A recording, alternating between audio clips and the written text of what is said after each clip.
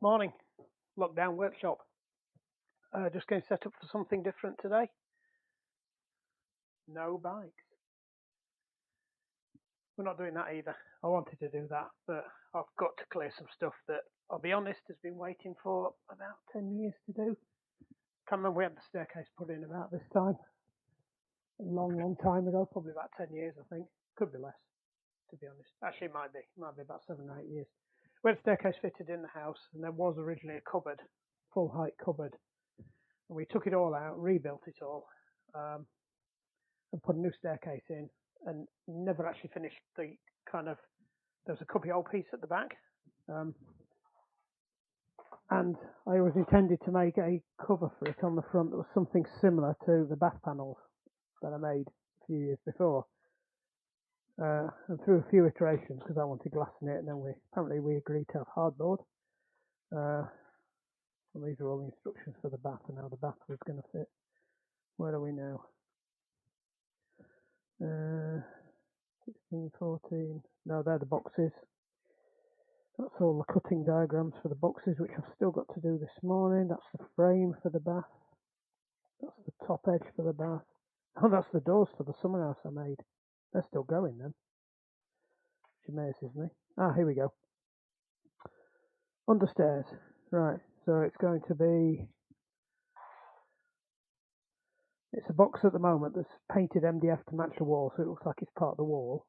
And then that's the top. On top of it, that's going to be a plank of oak, about 1.5 inches thick, hopefully one piece. Which the piece I was saving turns out it's an inch too short, so I've got to try and get some more. I'm talking to a mate who might have some. We might be able to do a swap, because you can see it's rough cut. It's fairly thick. This is the stuff I used for making some cabinets in the upstairs bathroom. It is really good quality oak, and it's really old as well now. This is probably had this about 12 years, because it's when we did the upstairs toilets, which is all solid 2-inch chunks of oak. So they're the holes. So I've got to make some frames that sit in those holes and just overlap slightly, so the gap between it's 3-inch, 4-inch, 4-inch, 3-inch.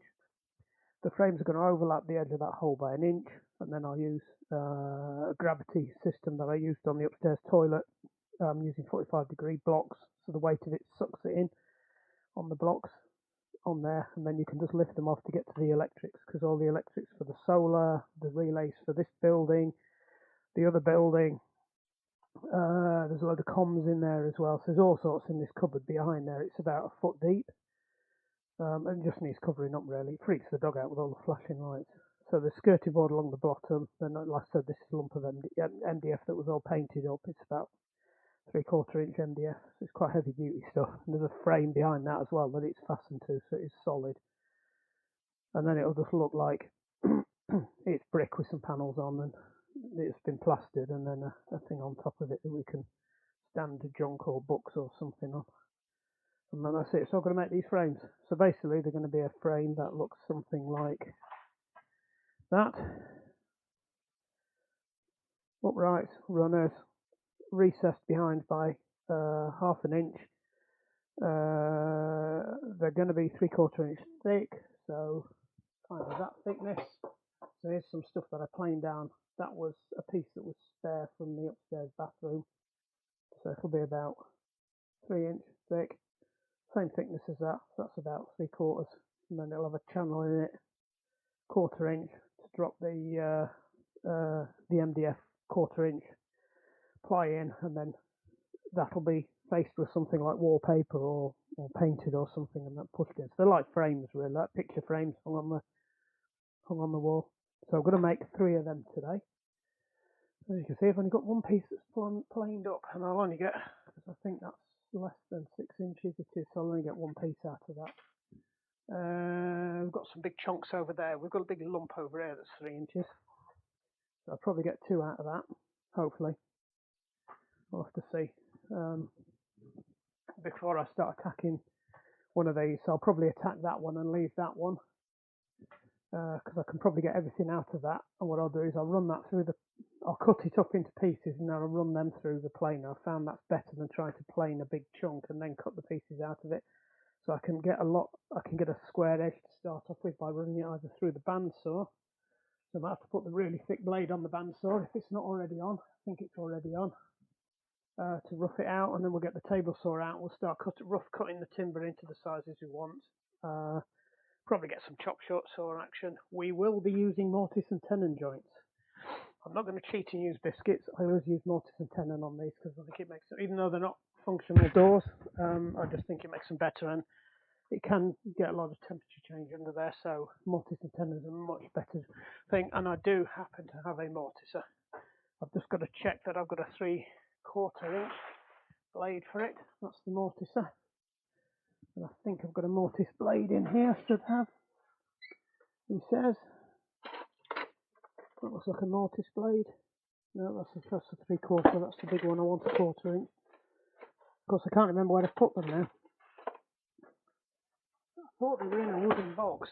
They came in a nice little wooden box. I tend to find stuff like that that's shoved in here. This is all the woodworking things. A dovetail jointing thing in there. There's new routers in there. See, we don't see a lot of this because I tend to be always doing bikes. That's the Ryobi stand.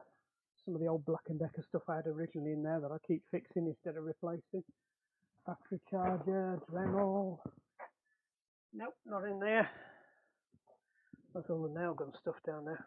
We probably will be needing the nail gun. The big nail gun's up there, the framer. That scares the living daylights out of me, I think. And it's not in there. Oh, what's that?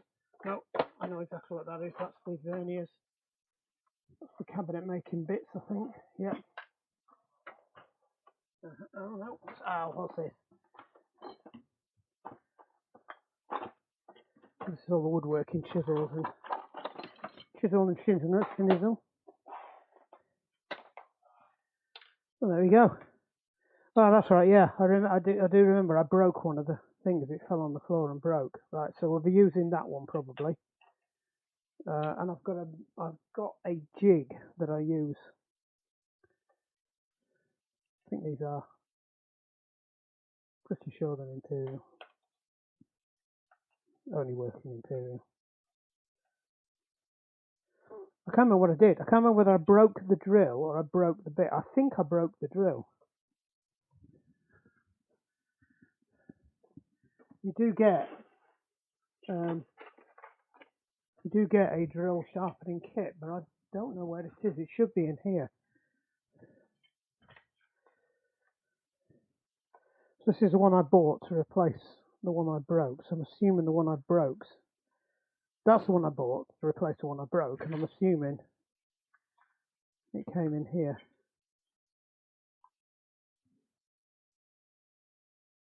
It's a bit bald, but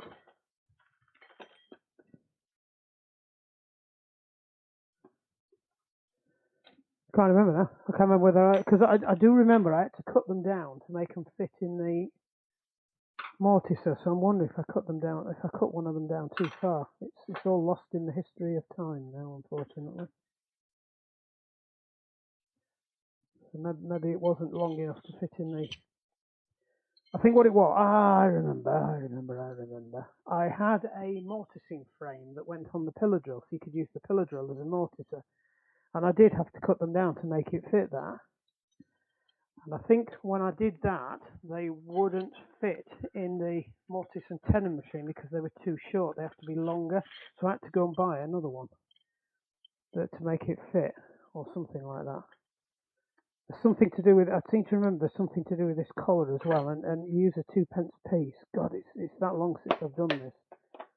Because you have to set a certain distance off it so that it's got enough. A root camera cut me off in mid-flow. Right, so somewhere there is a sharpener for one of them.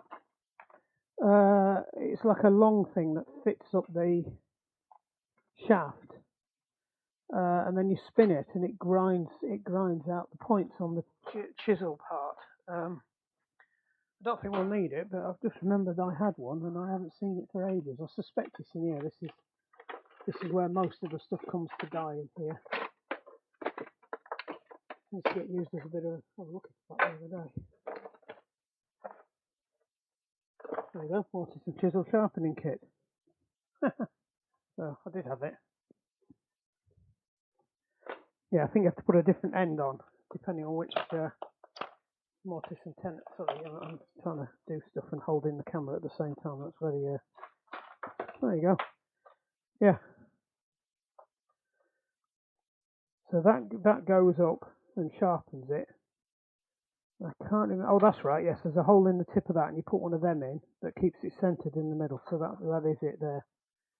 And then I think there's a whole load of other things that came in there as well. Something, I think there was a sharpening plate for sharpening something, for doing taking the burrs off the outside. Yeah, it's one of those Japanese sharpening plate things. Right, enough of that.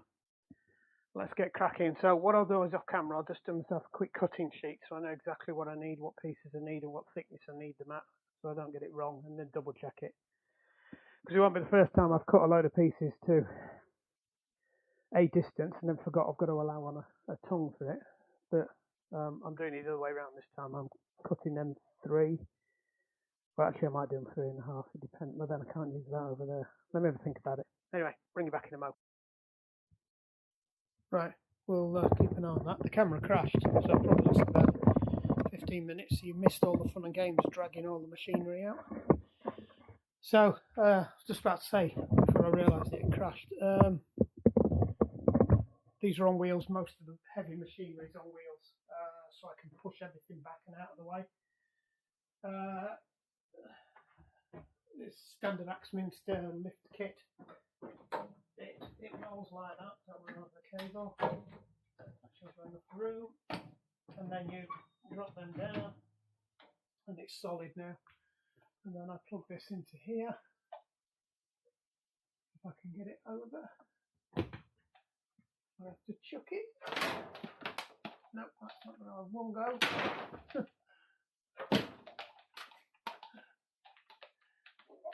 Glad you can't see this. Nope, it's not having it. Yeah. I'll just show you what I was trying to do. I was trying to get a bit more length on that because it was wrapped around that beam. So the lights are going to play havoc with this. So, but then I completely forgot that I'd actually got an extension lead that was hanging on the side of the thing. So these are all heavy duty. This table saw's got quite a big kick up on the. It's a single phase induction motor, but it's got quite a big startup capacitor on it. So when you fire it up, it generally throws the consumer unit RCD. So it's got that has its own feed. That's 16 amp. It's a slower. It's a C type steam as opposed to a type A or B. Which will somebody remind me of what that all means. No, I can't get that out. That's it. I've broken that phone to the beams. These are actually more heavy duty than they need to be. These are 32 amp connectors. Mainly because they were lying around and they were free. We did a data center install a few years ago, and they use 3-phase, but all the kit came with single phase connectors, so we had a ton of them that were spare basically, and we were chucking them all in the skip. And I said, well, I'll have them. You know what, they're spot on, they're overrated, but that doesn't matter. Go away where my son's been practicing his target shooting. Right then, so what we're going to do first is we will rip down some of this wood. So I'm just going to get it all set up and then I'll bring you back. Just a quick shuffle around. Might as well show you what we've got. So Axminster dust extractor does need emptying, hooked up to there. That takes the crap out of the way, sucks it from around there, and hopefully keeps it all clean and stops me choking on it. We've also got a air cleaner up there as well that I've got a remote control for, but I can never flip it. Yeah, where was I? Sorry, the tea fairy just arrived. Well, to ask me if I wanted tea, not to bring me any.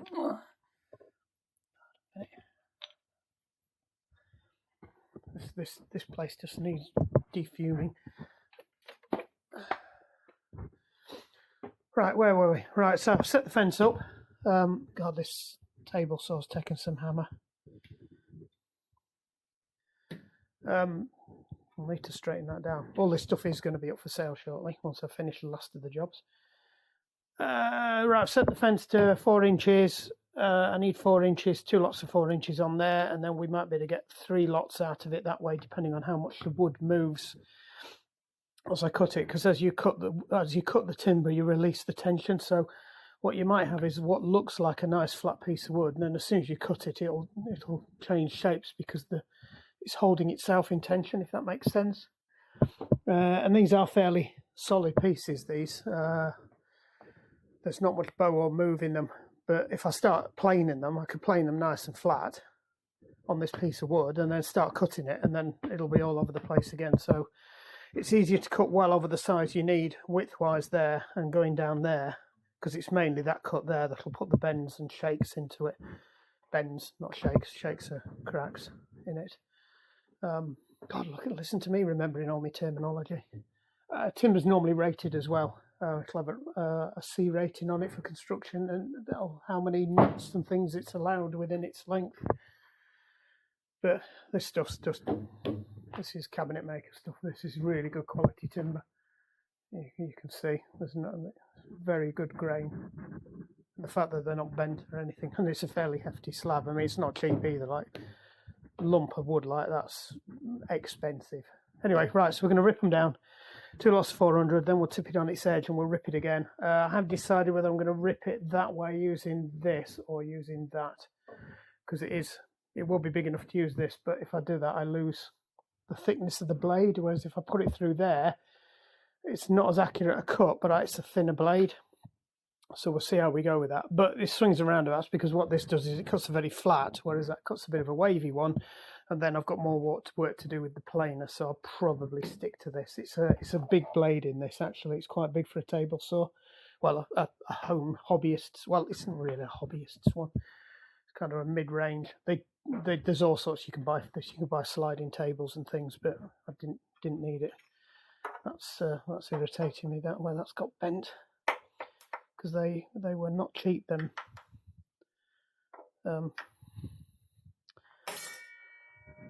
The metal tape measures that you stick on to your table saw to measure, and this was set up very accurately beside this on this side, so I don't know what's happened there. So it's obviously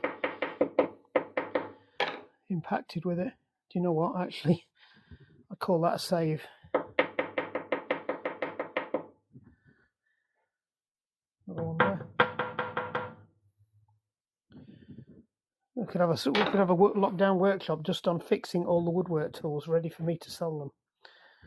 It's got an upgraded fence on this. I'm not sure this was the fence that was on it, or whether I bought it afterwards. I can't remember. No, it's a long time. I've had this probably about 20 years. Anyway, right, let's stick it in there. I'm not going to put the big fan on, but we'll have to put one on. Just a minute though, we need to talk about shop safety.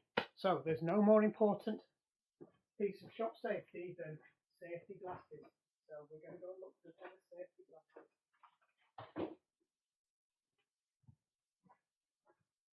Let's take a moment to talk about shop safety. It's not sound like Norm Abram. God, he's the one whose fault it is I got into all this. I used to do woodwork at school and I really enjoyed it, and I was actually quite good at it. I was better at the metalwork machining though, but as a result we decided to do all custom made furniture in the house, and I made it all. Put that straight up. Right then.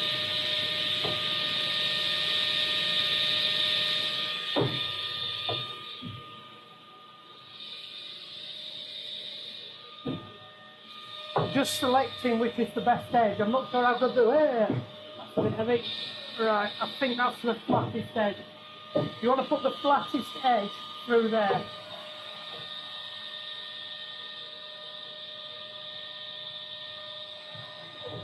You also want to check you've got your saw wound up.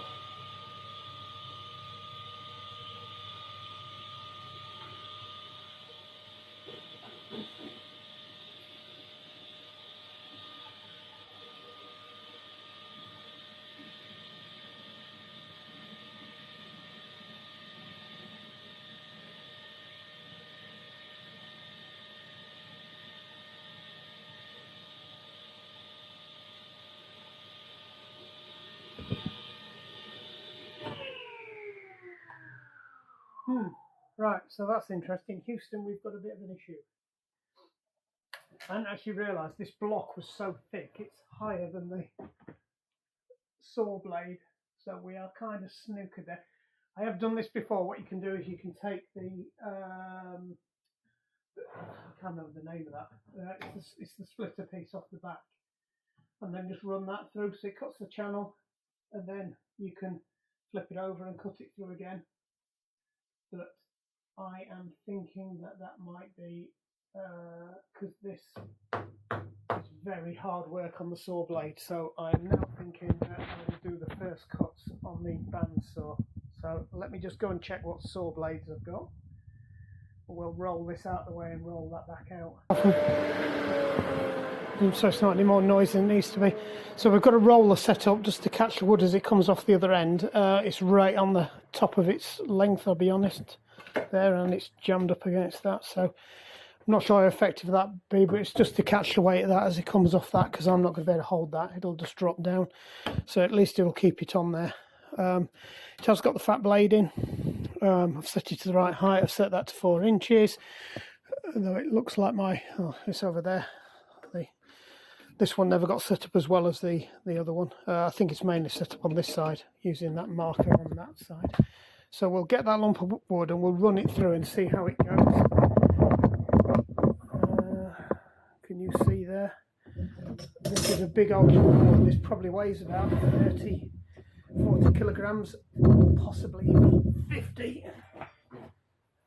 It is not light. I might have to move myself as well.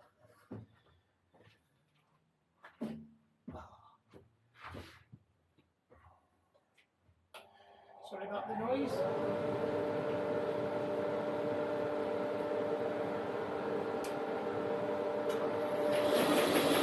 That's a start, at least it worked.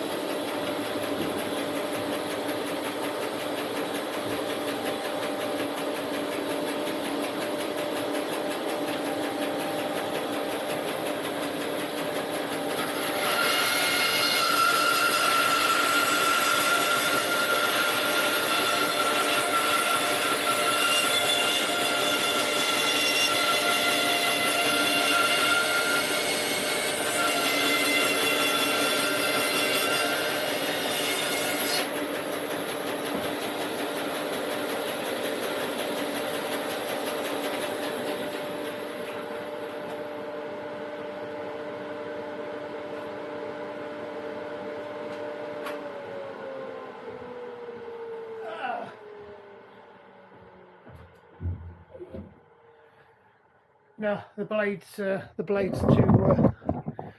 too long on its thing. It's starting to drift, and I don't drift anymore because we'll start eating into the wood I want. As you can see, it's coming down here. The grain in oak is very strong, and it will pull a blade at that kind of length out of where it needs to be. So back to plan B. I will strip the splitter out of there, or the anti-kickback piece out of there, and then I'll bring it.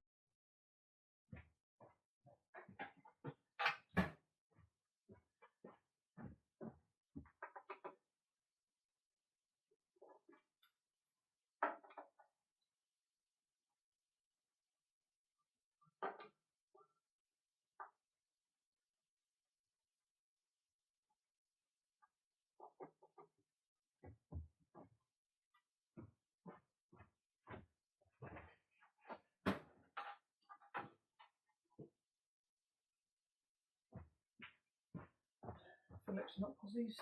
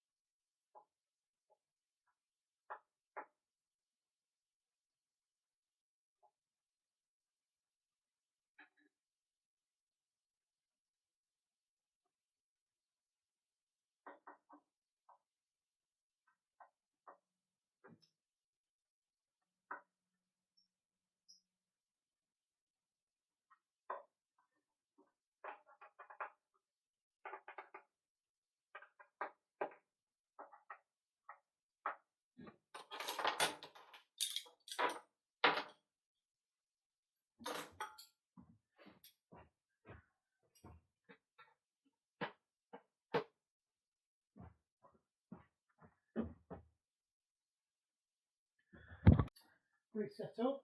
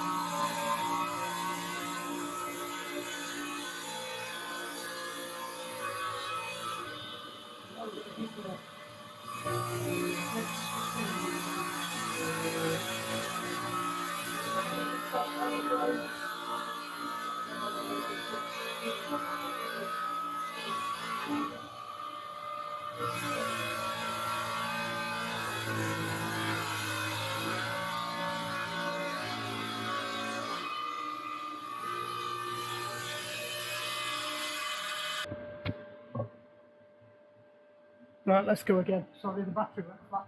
Problem is, with all this noise, I've got the headphones on. I can't hear when the battery goes. I just glanced up and noticed I didn't have a red light. So apologies if you missed most of that. I'll tell you what the stage is like. We're through one side now. Through again.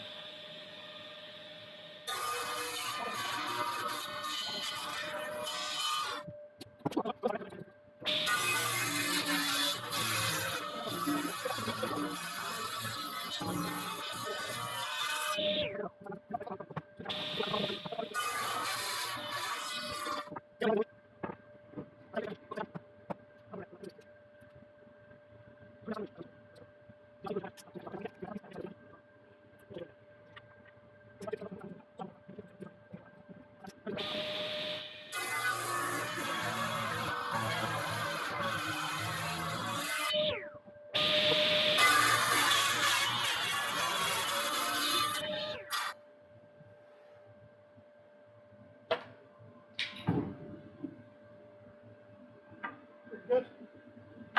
With that, you can see already that the wood's starting to move, but it's alright that.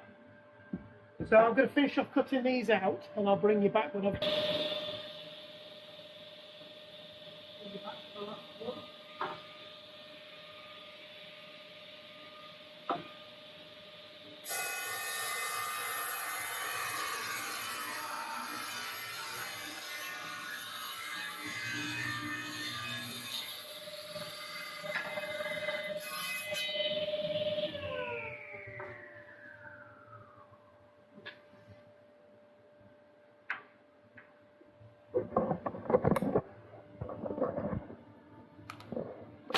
Let's shut everything off. Got the blower running up there. It was starting to get a bit smeggy and the doors open, so they were the big pieces I ripped down, and then I took one of those spare pieces and ripped that down, so that's already about 3 inches across.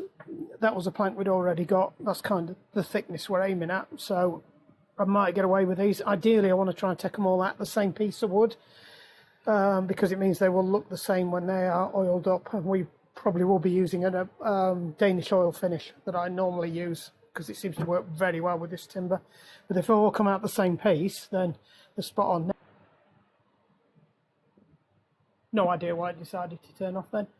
Anyway, yeah, so they're the thinner ones, the ones off the edge. It's whether or not I can playing them down. They are looking a bit thin, so it's what I can get out of them. They are thicker further down, so I'll have to see. I might be able to get at least the cross members out of there, if not the uprights, but I don't think I'll get both of them out of it. That's already at the right thickness, so that's no problem, and they're going to be spot on. So I think that's about it. That's a spare bit, so I can probably lose all these bits now. Don't need them. We're going to put them in the special storage area up above. That's another one. Probably don't need that one either. I don't think that was wide enough.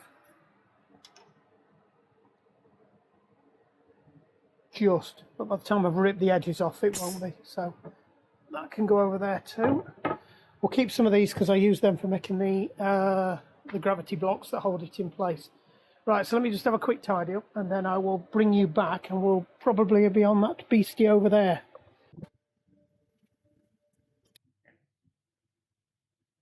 Right, apologies, still not got the mic on. Well, we've had a little clear up. Ooh, dead spider. Daddy long legs. We had a bit of a clear up, just moved everything around. Let me just grab these tools before we lose them forever. Hoovered up the floor because there's a right pile of crud. I thought I was videoing it for you for time lapse, but it didn't come out. I didn't clear the tables on there because I was rough cutting, but this looks in a bit of a mess. We used it last year to make early last year to make to rip down the old decking planks that we got to try and reuse them. They were very wet, and also it's a bit damp in that corner where this lives, so the surface has gone again. So I will give that a sand over, and I'll check out the thicknesser underneath as well and see if that's in the same state. I can't imagine it's any different. So you rub these down lightly with some sandpaper, and then you wax them, and it helps the timber flow across. Now, some of you might remember this thing's got a bit of a plotted history, checkered history, potted history, whatever the phrase is. It's on its third engine rebuild. I think feeding the wet timber through didn't do it any good, and it was overheating, so I'm hoping we'll find out that it's all good, because this is quite an expensive piece of equipment, and if I'm stripping down the workshop and selling it, I need to get good money for this one. So it has had a brand new engine fitted, so it's probably, well, it's not a new engine, it's the original casing has been completely remade, so new windings and everything, so hopefully it should be better. The brake works properly, so we'll see how we go. In fact, I'll give it a quick fire up. Not like that, I won't, because that needs to be in. That's in stop.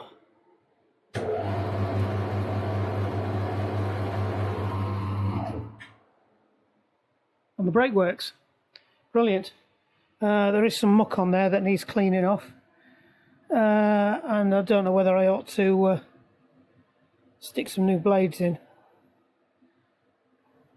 Setting up the blades on these are an absolute faff. So I might run a test piece through and see how it looks. But we'll skim it first anyway. Let me just clean it up and I'll bring it. Right, that's a lot better. It's smooth. Look a bit draggy there when I've put the wax on and not buffed it off properly. But all in all, I'm quite pleased with that, how that's come up. It looks worse than it is actually, but it's smooth now. It's not rough and there's no pickup coming off it. Clean the blades, use the trusted resin cutter cleaner, so that gets wood resin off your cutter blades. Don't bite by the little bottle, bite by the big bottle. And then put it in that bottle, which came with it when you buy the big bottle. I seem to remember. Okay, don't lose them. So what we'll do is just run a test piece through now to see what the state of the blades and everything is. So I'll stick you back up there, and you can actually earn back the worst place now, aren't you? Stick you over here. Aim you down slightly, and we can see what's going on. Let's be sucker on this one. One in skin, I'm going to have to sucker over this side.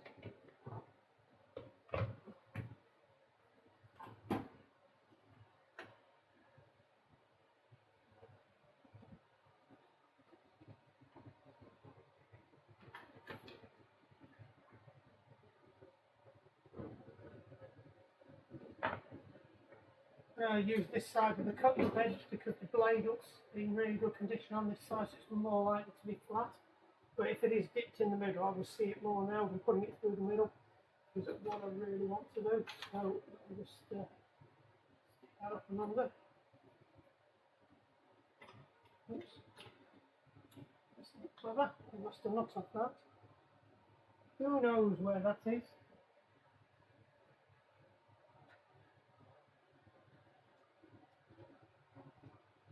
It's handy. Just happen to have one lying around with a star washer on it as well. So it fits. No, not fit. Might not have cunningly had one lying around.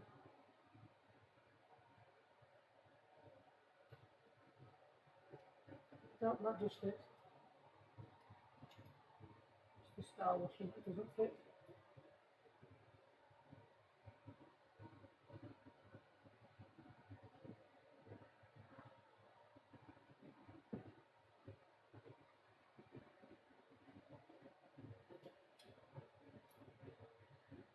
Ooh, that's ripping my fingers to pieces.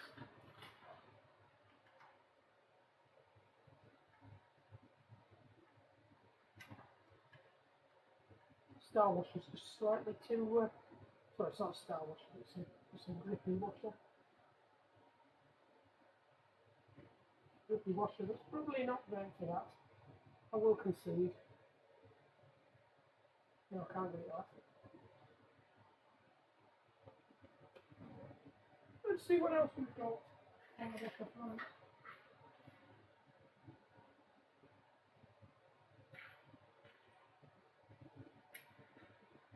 Like a split washer. They got a split one.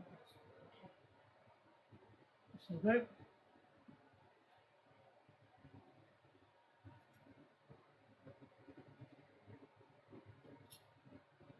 Could put a nylock on, but I can't be bothered. Right, just wind that up a bit. Right, let's make some noise. What should I shove through?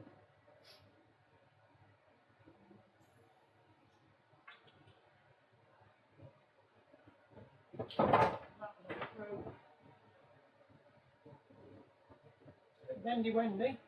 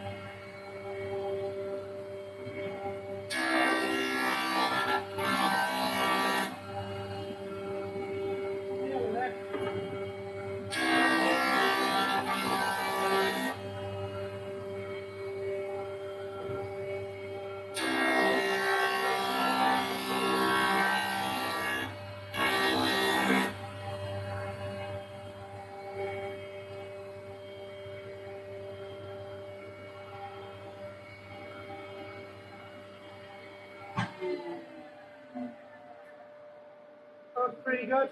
What I've done now is I'll just convert it back into the thickness, and I'll just pass this through a couple of times. I could do with just trying to knock that edge off there where it's not quite right, so I'll run that through here. I'll bring you back in a minute. Noisy one again.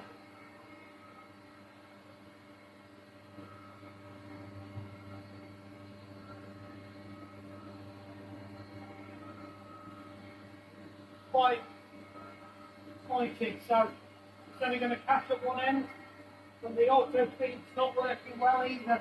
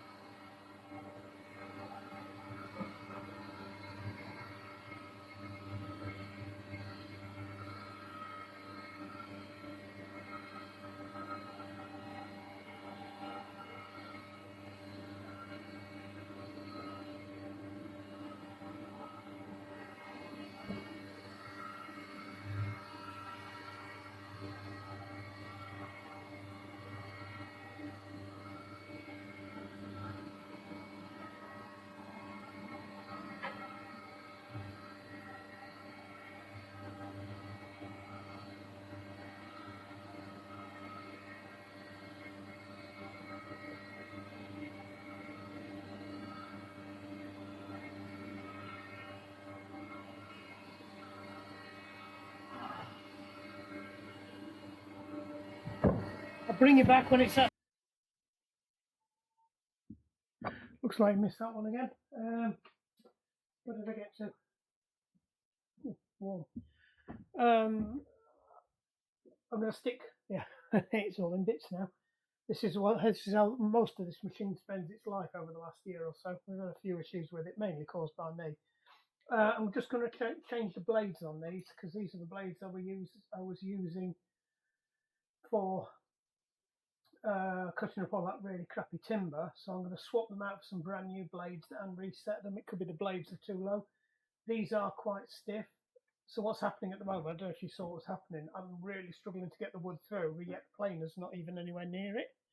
So the feed roller tension was either too high or the blades aren't low enough, so it's possible that the blades have got knocked back inside. So I'm going to take them out, reseat them anyway, and just see how worn these are, because you can put them on a flat edge and check them. They are new blades, or they were new blades when I did them, but obviously I burnt them off using silly things. So we'll get them out now. I'll show you how that's done.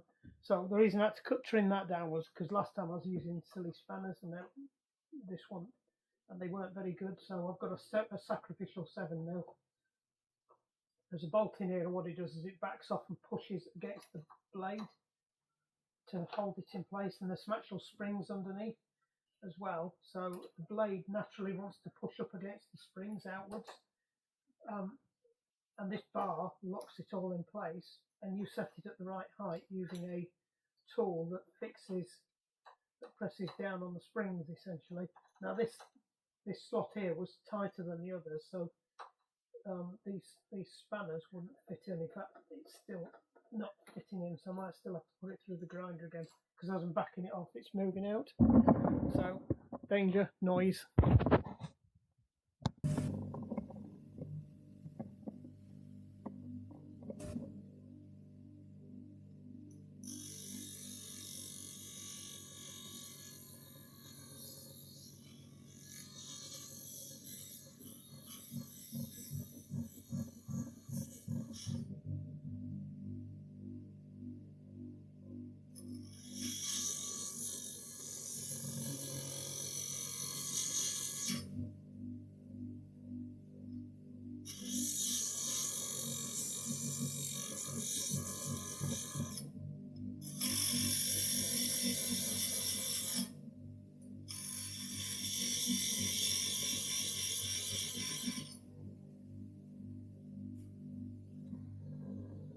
Bing, come back. Right, quenched with tea and a bit of oil, which is why it's got a funny colour. See if that works.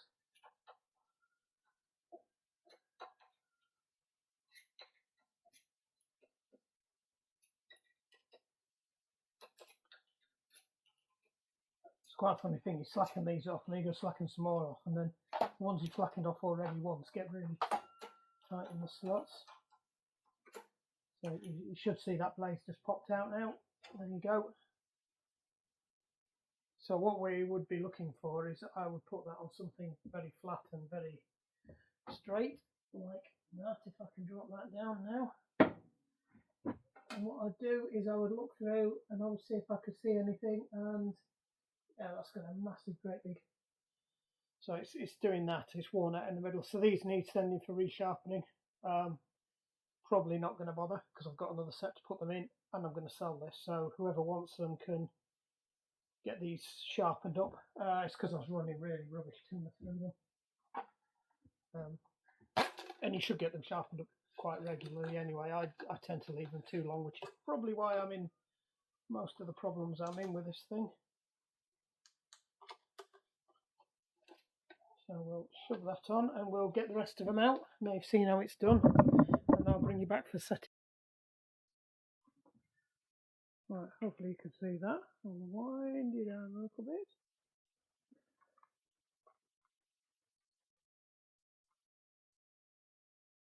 I'll give you wobbles. Right, I'm back on the mic again now. So these were the original blades that came with it. This is how they came back from the people that do them. That's an interesting. Cool. So these are going back in. These will be absolutely flat. You can see they've been machined. So absolutely lovely. Absolutely, absolutely. So you probably can't see this, but in the bottom of there are some springs. These blades drop into there and sit on top of the springs. And then this piece here goes in there, like that. To think about it. And pushes everything into place. I think that needs to go in first, to be honest. Yep, that's it. So they're squished down on the springs. Right, so this is a tool that's used for setting it. And the blade sits in those recesses there. That's exactly the height that it needs to be set at. So you press this down. I could put a ratchet strap around this, which actually might be the easiest thing to do. But what you've got to do is just make sure that the blade's fully depressed. And then get your little screwdriver and tighten up these things without losing it, which is not as easy as it says. So these now need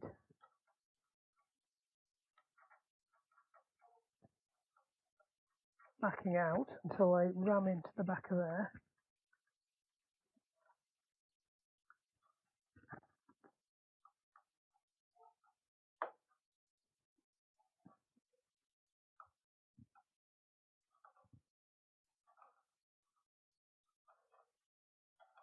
Might have been easier just to do this until it was a little bit draggy.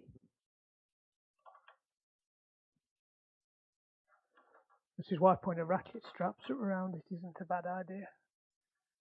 I have to wonder if I've got some Velcro, that might make life a bit easier. Let me bring you back and I'll...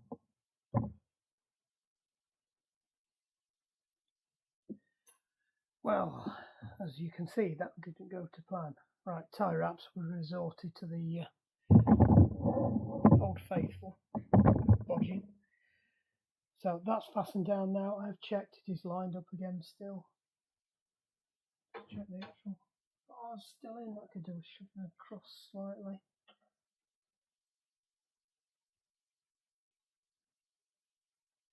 Okay, just check that I've not shoved the blade out. I have slightly. That's it. Alright, we'll go with that. Looks about right on the side. Can't get that down any lower. So now all we need to do is just tighten these up. So backing them out now, so they're pushing back against the roller.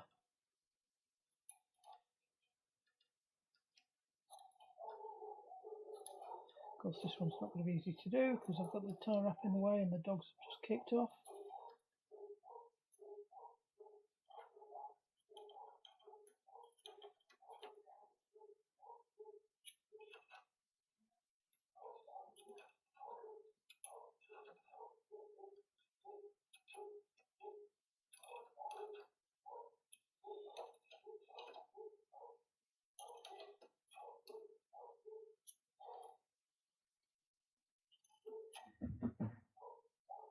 Keep checking it hasn't moved. I've been that many, spent ages doing. No, normally I do this holding onto the bar. But as you can appreciate, that's a bit of a faff.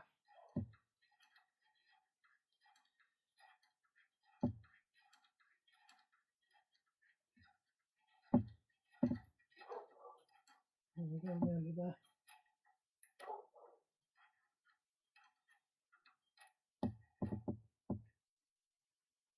Pause in. That one's nearly tight.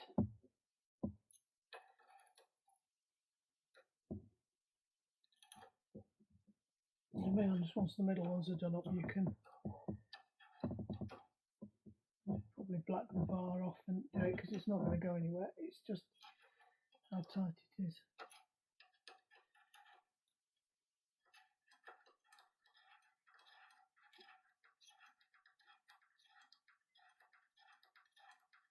This one will get there eventually, I think. Bar's in the way of this one. What threads haven't gone on it? I seem to be winding it out forever.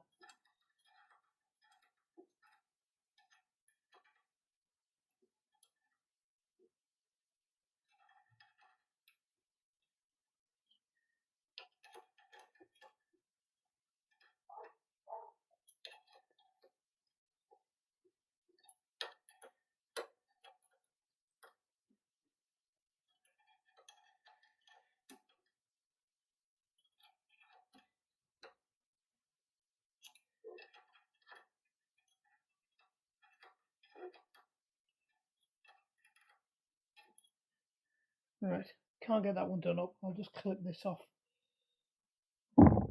Get it out of the way. Then we'll torque that one down.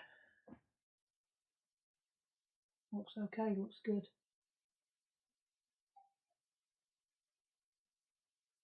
You do need to be careful that the back edge of that doesn't catch the shoulder on it.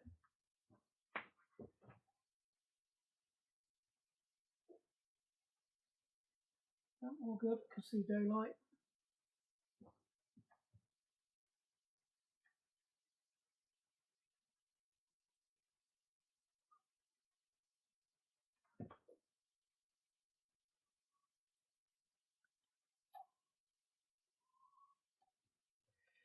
Looks good. All right, flip that off.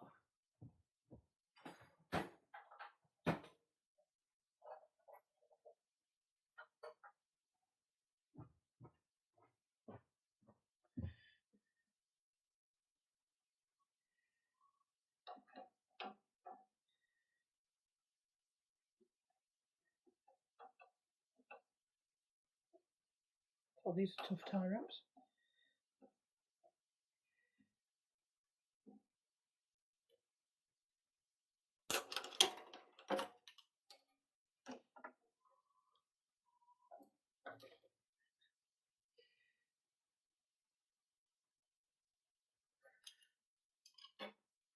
Yeah.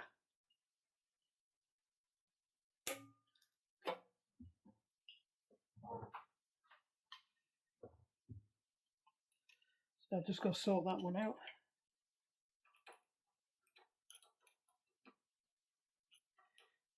Just can't quite get the blade in. Yeah, don't take your knuckles across these because it flipping hurts.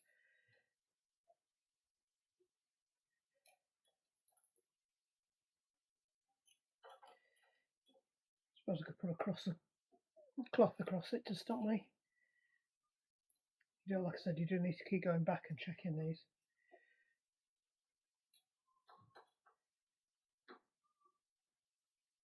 So, one done, another 3 to go. Bring it up when they're done. Well, that's 3 hours and I'm not going to get back. So this is what we found. This planer from the day one has always had a fault in that you've never been able to lock it off properly. You turn that and you wind it in about 3 or 4 times and this still goes up and down. Now what I had noticed is when you were locking it off, it used to pull the bed to one side, and I always thought that was the way it was supposed to be, until I actually had a look at what was going on inside here. And this is just part of the problem. So that shaft comes in there, just have to watch because it's still plugged in, and goes into there, and it cranks down on that. Now I thought it went to the back and clamped on the support piston at the back, rod at the back, not piston. It doesn't, it goes into there. So I'm thinking, well, why in that case is it pulling the bed all the time? So I had a look at it, and what it's doing is the bar that goes through is actually slightly too short, and what it's doing is it's driving that collar into this piece here and bending that out of shape. To a certain extent, it's even moving the motor and putting extra tension on those there, but that is still going up and down as free as anything. So I had a look, and there is a block supposed to be in there that pushes in. Now I just thought it had fallen out, but it isn't. It is in there. There is something in there, but I'm not going to strip it all down because it's all jumped up. So what I did was I just dropped a ball bearing in the end of there to press on that and drive that in. So it's now that's got clearance, and lo and behold, you only have to turn it that far and it goes stiff straight away, and the platform does lock. That's just playing the winding mechanism, but the platform itself doesn't move. It seems a lot more sturdy because it's not swinging about on this here. So that explains why the bed's always been doing this. Then next, so in various attempts to try and level and true this up, there's some leveling screws down here, right? And I've been using the ones that came with it, which are little grub screws, but the grub screws are made out of Chinesium. So when you've been winding them in to level it up, even if you slacken off the mounting screws, all they're doing is just getting flatter and flatter, so they're not really doing anything. And I think what's happening over time is the bed's moving. Now what I discovered through trial and error is that this end of the bed here was far too low. So I've adjusted it up, and now what's happening is, instead of it jamming on the feeder wheel at the front and then not being able to get it through, and it not even touching the blade, because it's now angled slightly more like that. Again, remember when you clamp that in, what all it was doing was pulling the bed down as well. So I think when they'd adjust it in the factory, they'd over adjusted these, and that was bending that anyway. So I set everything to 0 and started again, and I've jacked it up gradually to the point where it actually now feeds probably as good as it did when I first got it, right? So I suspect I've undone some of the factory fudge, but all of it was caused by the fact that that rod had been cut too short in there and it was pulling the bed down. So hopefully that's fixed the issues. Right, noise alert. Upside down, don't know where they are. There we go.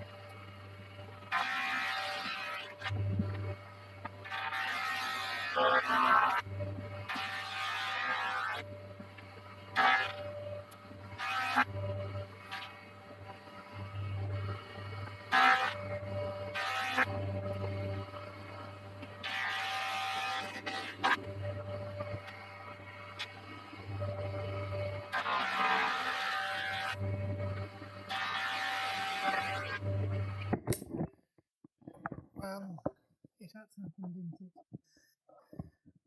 Just when I thought we'd cleared the backlog.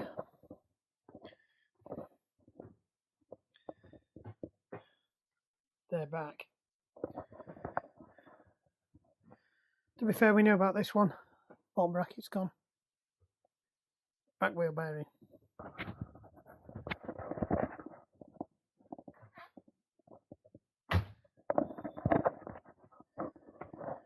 So where did we get to? We're getting there, nearly through the timber now, getting almost down to the right thickness. It's going okay. Things not blown up, so that's doing all right. So we'll cut this one now, and then we'll bring it back as I start to part 2. Cut it up and do other stuff, and there'll probably be a bike video in between. I've just had a quick look at that. I do need some parts for that, and I do know I need a bottom bracket bearing set for that, and I'll rebuild the bearing rather than put a new one in, unless they want an orange one, a Saint. I do have a casing for a Saint that I could upcycle.